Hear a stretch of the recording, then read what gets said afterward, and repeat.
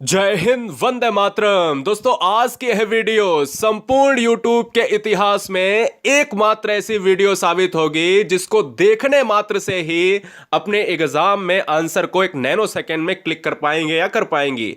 याद रखिएगा, यह सबसे यूनिक वीडियो है जिसमें केवल लाइन देख लो और आंसर टिक हो जाएगा कि यह किसका, कोई अर्थ निकालने की जरूरत ही नहीं है। तो देखिए, मजा आने वाला है दोस्त। उठाइए एक पेन और कॉपी। अलंकार को आज जड़ से खत्म कर देते हैं मात्र 10 मिनट के अंदर। देखिए, अलंकार से दो क्वेश्चन जो नॉर्मल तौर पर पूछे जाते हैं उसकी परिभाषा से पूछे जाते हैं। पहला क्वेश्चन यही बन जाता है कि यह बता दीजिएगा कि काव्य की शोभा बढ़ाने वाले तत्व को क्या कहते हैं। ऑप्शंस दे देता है छंद। छंद में बहुत सारे ऑप्शंस, रस आ जाएगा, अलंकार आ जाएगा, समास आ जाएगा, संधि आ जाएगा, है ना। तो आइए डाल लीजिएगा अलंकार। अलंकार का अर्थ जान लीजिएगा कि अलंकार यानी अलम धनकार। अलंकार का मतलब होता है, यानी दो शब्दों से यह मिलकर बना है, एक अलम है और एक कार है। यहां अलम का अर्थ होता है आभूषण या गहना। जिस तरीके से मेरे लाल एक स्त्री एक बहन अपने शरीर पर आभूषण को पहनती है और बहुत सुंदर लगती है, उसी तरीके से काव्य जो है, काव्य का आभूषण क्या है? काव्य का आभूषण है अलंकार है। तो स्त्री के लिए उसका आभूषण गहना होता है, इसी तरीके से काव्य का आभूषण होता है क्या? अलंकार होता है। तो अलम का अर्थ होता है आभूषण या गहना। तो मतलब निकल कर आया कि काव्य की शोभा बढ़ाने वाले तत्व को अलंकार कहते हैं। अगर हम परिभाषा को बहुत आसानी से समझें तो अलंकार शब्द यानी अलम और एवं कार से बना हुआ है, जिसका अर्थ आभूषण या विभूषित करने वाला। सिंपल सा है, ये एक परिभाषा आप लिख लीजिएगा जो एग्जाम में बहुत अच्छे से पूछी जाती है।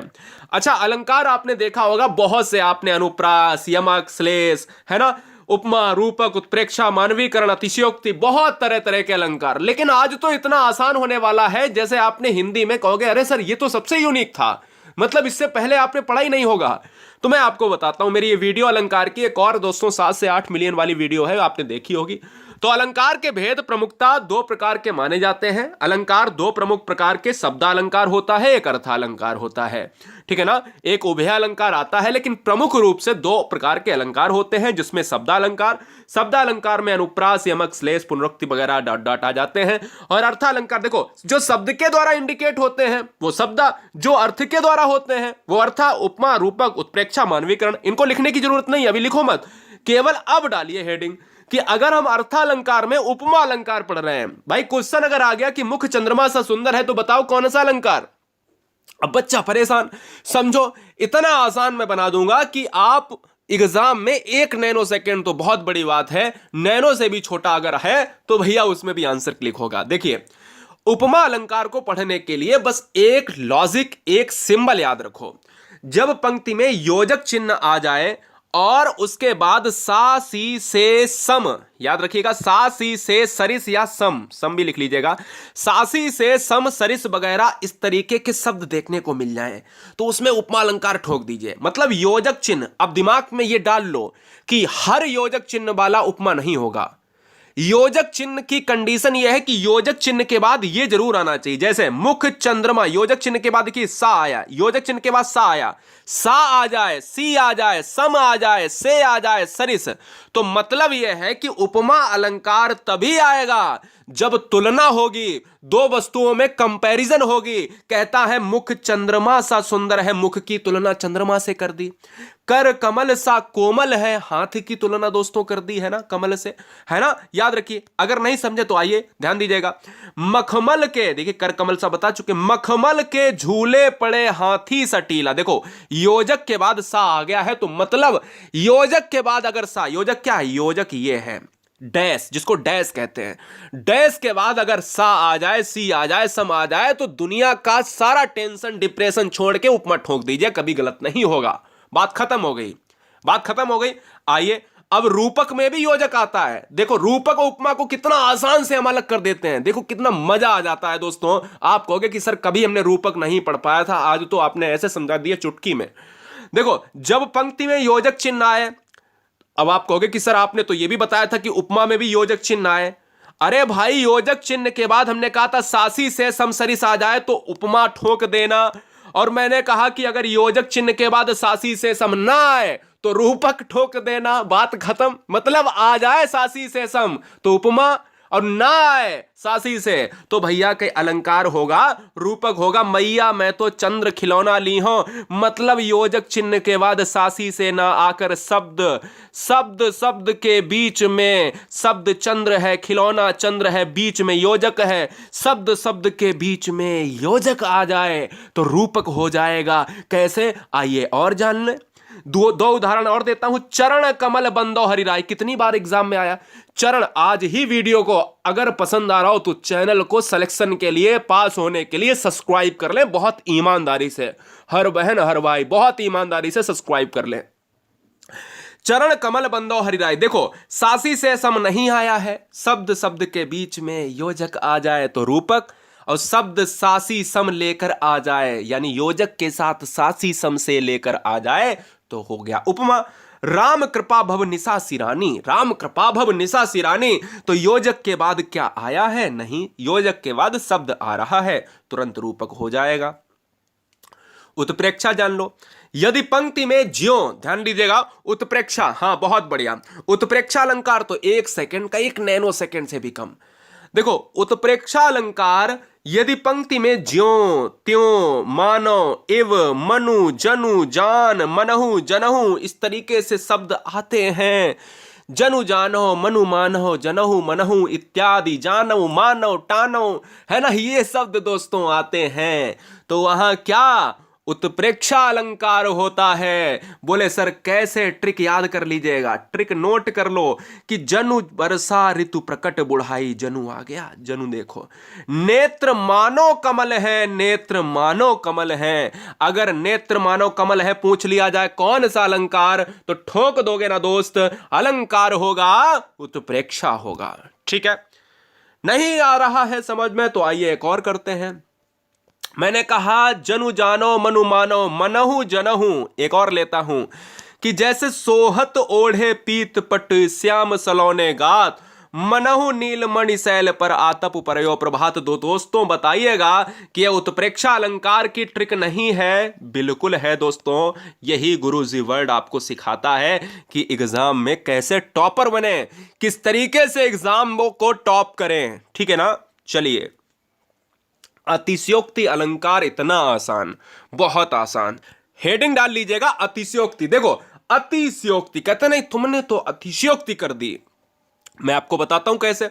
अतिशयोक्ति का मतलब होता है जहां किसी गुण या स्थिति का बढ़ा चढ़ाकर वर्णन किया जाए। अतिशयोक्ति का मतलब होता है कि जब भी कोई बात को बढ़ा चढ़ाकर कह दिया जाए, बस इतनी ही परिभाषा आपको याद रखनी है कि जब भी किसी भी स्थिति को बढ़ा चढ़ाकर, मतलब तिल का ताड़ बना देना। आपने देखा होगा आपके भी मोहल्ले में, आपके भी शहर कस्बे में, आपके आसपास पड़ोसी भी ऐसे बहुत से लोग होते हैं जिनमें एक आधा लोग छोटी बात को बड़ी बात बनाकर बताता है ना, बड़ी बात बनाकर कह बोला कि मैंने तो एक बार स्कूटी को हवा में उड़ा दिया, है ना, मैंने एक बार मोटरसाइकिल को हवा में उड़ा दिया, है ना, कोई बीमार है तो उसको बोल दिया अरे वो तो मर गया। तो इस तरीके से कोई छोटी चीज को तिल का ताड़ बना देना। अब देखो बढ़ा चढ़ाकर वर्णन किया गया है, जैसे आगे नदियां पड़ी अपार घोड़ा कैसे उतरे पार, मतलब नदियां आगे हैं और कैसे जो है नदियां बहुत चढ़ी हुई हैं, घोड़ा कैसे उतरे पार। राणा ने सोचा इस पार तब तक चेतक था उस पार, चेतक घोड़े का नाम है, चेतक था उस पार, मतलब जैसे जैसे राणा महाराणा सोचते हैं वैसे वैसे नदी को पार करके घोड़ा चला जाता है। कितना बढ़ा चढ़ाकर वर्णन किया गया है, मतलब सोच भी नहीं पाया राणा ने और चेतक हो गया उस पार नदी के पार। ऐसा नहीं हो सकता, मतलब जहां पर चीजों को बढ़ा चढ़ाकर वर्णन किया जाए तो वहां पर दोस्तों अतिशयोक्ति अलंकार होता है। जैसे जैसे हनुमान की पूंछ में लगन न पाई आग, सगरी लंका जल गई, भाग गए निशाचर भाग, है ना। तो हम कहते हैं ना जहां पर चीजें बढ़ा चढ़ाकर दोस्तों प्रस्तुत की जाए वहां पर होता है अतिशयोक्ति, होता है बढ़ा चढ़ाकर वर्णन किया जाता है। यह दिमाग आपको लगाना पड़ेगा। आइए मानवीकरण अलंकार की बात कर लेते हैं, बहुत आसान है। मानवीकरण नाम से पहचानो, मानवीकरण जिसमें मनुष्य का समावेश हो, मनुष्य का समावेश हो। जब प्राकृतिक वस्तुओं में पेड़ पौधे बादल आदि में मानवीय भावनाओं का होने का वर्णन होता है, यानी ऐसी प्राकृतिक वस्तुएं चाहे पर्वत हो चाहे पेड़ हो, उसमें अगर मनुष्य की तरह, जैसे पेड़ कोई है बोला पेड़ मुस्कुरा रहा है तो क्या वो मनुष्य है, लेकिन कह दिया तो मानवीकरण अलंकार हो गया। बोले चंद्रमा साथ साथ चल रहा है, चंद्रमा आज उदास है, सूर्य आज बहुत उदास है ना। तो ये क्या है? ये दोस्तों मनुष्य की तरह अगर कोई भी प्रकृति की वस्तु कार्य करती है तो मानवीकरण होता है। जैसे फूल हंसे कलियां मुस्काई, फूल हंस रहे हैं कलियां मुस्कुरा रही हैं, क्या ऐसा संभव है? नहीं। तो ऐसा जब संभव नहीं है तो मनुष्य मानवीकरण अलंकार होगा, क्योंकि कोई प्राकृतिक वस्तु अगर मनुष्य की तरह कार्य कर रही है तो वहां पर मानवीकरण होगा। सागर के उर पर नाच नाच कर करती लहरें मधुर गान, सागर है उस पर नाच नाच कर, क्या लहरें मधुर गान, मतलब लहरें नाच भी रही हैं और मधुर गान मतलब वो गाने गाने भी गा रही हैं। ऐसा होता है क्या? नहीं, लेकिन फिर भी कवि कहता है ना, सागर के तट पर सागर के किनारे नाचती भी हैं लहरें और मधुर गान भी, गाना भी प्रेषित करती हैं, तो मतलब मानवीकरण अलंकार होगा।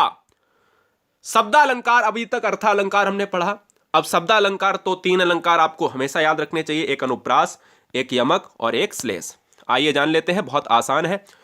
शब्दालंकार में सबसे पहला पॉइंट आपको याद रखना है कि 3 प्रकार के शब्दालंकार प्रमुख रूप से होते हैं, होते तो ज्यादा हैं लेकिन प्रमुख रूप से होते हैं, ये इंपॉर्टेंट है।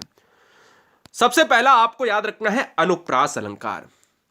अनुप्रास अलंकार की एक नॉर्मल सी ट्रिक है कि अनुप्रास, जब कोई वर्ण, ध्यान दो दोस्तों, वर्ण क्या होता है? वर्ण वो होता है जिसके क्या है, जिसको आप ब्रेक नहीं कर सकते, जिसके आप टुकड़े नहीं कर सकते, जिसके आप टुकड़े नहीं कर सकते, जिसको आप तोड़ नहीं सकते, क्या है? जिसको आप तोड़ नहीं सकते दोस्त, वही अनुप्रास है। यानी वर्ण, वही क्या है? वर्ण है। तो वर्ण अगर बार बार आए तो अनुप्रास अलंकार होता है। जैसे चारु चंद्र की चंचल किरणें, तो वर्ण क्या है? चा आ रहा है। मधुर मधुर मुस्कान मनोहर मनुज वेश का उजियाला, मधुर मधुर मुस्कान मनोहर मनुज वेश का उजियाला, मां की आवृत्ति हुई है इस लाइन में, तो आवृत्ति अगर वर्ण की हो रही है तो अनुप्रास होगा। बोलो कॉन्सेप्ट क्लियर है? मैं कहता हूं बिल्कुल क्लियर है। आइए यमक अलंकार को देख ले, बस इसका थोड़ा सा बड़ा वर्जन। मैंने कहा था कि जब वर्ण बार बार आए तो अनुप्रास, अभी दिखाया आपको चा और इधर दिखाया आपको, जैसे रघुपति राघव राजा राम पतित पावन सीताराम, वर्ड आवृत्ति हो रहा। अब यमक में क्या है कि शब्द बार बार आए, एक ही शब्द बार बार आए, एक ही वर्ण बार बार आए तो अनुप्रास, एक ही शब्द बार बार आए तो यमक। कनक कनक ते 100 गुनी, कनक आया है, कनक आया है, अर्थ अलग अलग है, सोना यहां पर, यहां धतूरा है। ऐसे ही यहां पर देखिए, काली घटा का घमंड घटा, काली घटा का घमंड घटा, 2 वर्ण आए हैं, 2 शब्द आए हैं, तो घटा शब्द अलग है, घटा शब्द एक ही है या अलग है? तो मैं कहता हूं एक ही शब्द है, इसके अर्थ अलग अलग है।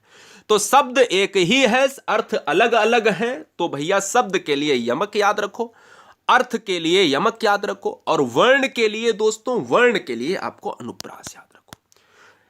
जैसे एक और यमक लेते हैं, माला फेरत जुग गया फिरा न मन का फेर, कर का मन का डारी दे, मन का दोस्तों, मन का दोस्तों, मन का, ये क्या है? ये है आपके शब्द हैं। तो शब्द पहचान गए होंगे, शब्द यानी वर्णों से बनता है, वर्ण का बड़ा रूप शब्द है। वर्ण वो है जो तोड़ा नहीं जा सकता, वर्ण आवृत्ति होगा तो अनुप्रास, शब्द आवृत्ति होगा तो यमक होगा। और अब इस वीडियो का अंतिम अलंकार है। वीडियो को लाइक नहीं किया है, यह सबसे बड़ी नाकामी हमारी है, कि मुझे लगता है कि अभी भी कमी है कुछ। आप सभी का एग्जाम बहुत अच्छा होगा, सभी बच्चे वीडियो को लाइक कर लें और चैनल को ईमानदारी के साथ सिलेक्शन के लिए, पास होने के लिए आज ही सब्सक्राइब करें ताल ठोक कर। सारा मटेरियल प्लेलिस्ट में मैं फ्री और निःशुल्क पढ़ा रहा हूं, सभी बच्चे नोट्स को तैयार कर लें। श्लेष अलंकार क्या है? श्लेष अलंकार का मतलब होता है कि शब्द तो एक होगा, अभी तो शब्द क्या है, शब्द बार बार आ रहा था, शब्द के अर्थ भी अलग अलग थे। शब्द तो एक होगा लेकिन हो सकता है एक ही शब्द के कई अर्थ हों, जैसे रहीमन पानी राखिए बिन पानी सब सून, पानी गए ना उबरे मोती मानुष शून, मोती मानुष शून। तो यहां पर क्या है, शब्द की बात अगर मैं कर लेता हूं, जैसे पानी का पहला अर्थ मनुष्य के संदर्भ में है, जिसका मतलब विनम्रता है। रहीम जी कह रहे हैं कि मनुष्य हमेशा विनम्रता, यानी जो पानी है विनम्र होना चाहिए। और पानी का दूसरा अर्थ होता है आभा या तेज या चमक से है, ठीक है ना। तो याद रखिएगा, जिसके बिना मोती का कोई मूल्य नहीं है। तो यहां पर एक ही शब्द पानी, उसके अलग अलग अर्थ को दर्शाया गया है। शब्द एक ही है लेकिन उसके अर्थ जो है, एक शब्द के अर्थ को कई तरीके से डिस्क्राइब किया गया है। तो अगर इसको थोड़ा सा अगर मैं डिटेल में समझता हूं, जैसे क्या है बेटा, जैसे अगर देखा जाए, क्या, जैसे देखा जाए कि अगर वर्ण है तो वर्ण अगर आ रहा है बार बार, अनुप्रास हो रहा है। क्या है? अनुप्रास हो रहा है। लेकिन अगर मैं कह रहा हूं आपसे कि अगर शब्द बार बार आ रहा है तो वो यमक हो रहा है, राइट। लेकिन शब्द दोस्तों एक ही है और उसके शाखाएं, उसके अर्थ बहुत अलग अलग हैं। जैसे कहा जाता है दोस्तों कि रहीमन पानी राखिए, पहला। एक आपने सुना होगा कि जे रहीम गति दीप की, कुल कपूत गति सोए, 12 उजियारो करे, बढ़े अंधेरो होए। तो ना, ये भी दोस्तों आपका 2-3 एग्जाम्पल ही इसके हैं केवल, जो सबसे ज्यादा पूछे जाते हैं, ठीक है ना। तो ये बात आपको याद रखनी है। दूसरा, रावण सरोज बनचारी, रावण सर सरोज बनचारी, चली रघुवीर सिली मुखधारी।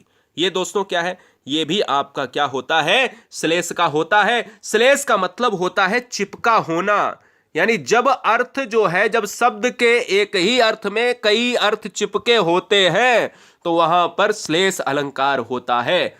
तो दोस्तों ये वीडियो आपके लिए कैसी रही, क्या रहा इस वीडियो में?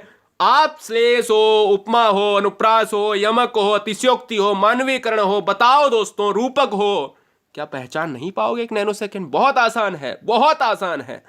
तो मिलेंगे दोस्तों नेक्स्ट वीडियो में, तब तक के लिए जय हिंद। अपने 5 मित्रों में शेयर करें। सफलता प्राप्त करने के लिए सबका भला करना है, 5 मित्रों को यह वीडियो शेयर होनी चाहिए। जय हिंद, वंदे मातरम।